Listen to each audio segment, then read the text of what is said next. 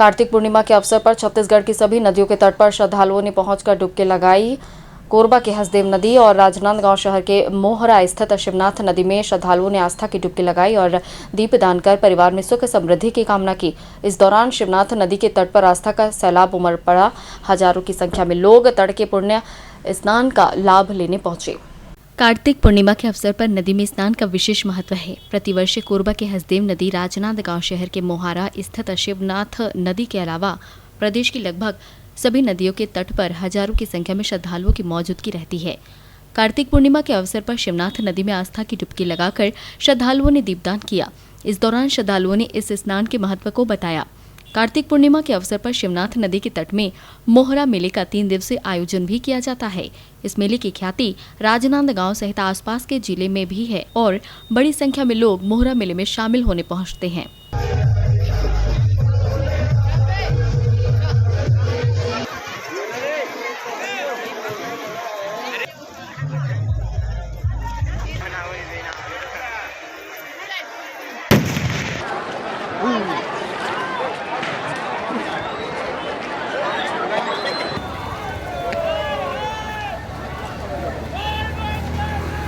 यहाँ मैं first time I हूँ। यहाँ आकर मुझे बहुत अच्छा लगा।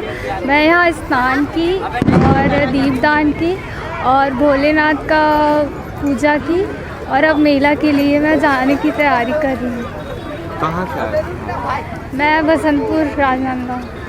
कार्तिक पूर्णिमा पर नदी में स्नान के धार्मिक महत्व की वजह से राजनांदगांव के शिवनाथ नदी में स्नान के लिए मध्य रात्रि से ही श्रद्धालुओं का जमावड़ा लगने लगता है और भोर से पूर्व ही श्रद्धालुओं ने शिवनाथ नदी में डुबकी लगाकर पूर्णिमा स्नान किया।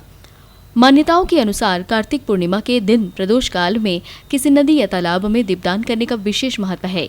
इस दिन सुबह ब्रह्म मुहूर्त में नदी में दीपक प्रज्वलित कर उसे बहते पानी में छोड़ा जाता है। मान्यता है कि कार्तिक पूर्णिमा के दिन दीपदान करने से घर में खुशहाली व सुख समृद्धि आती है।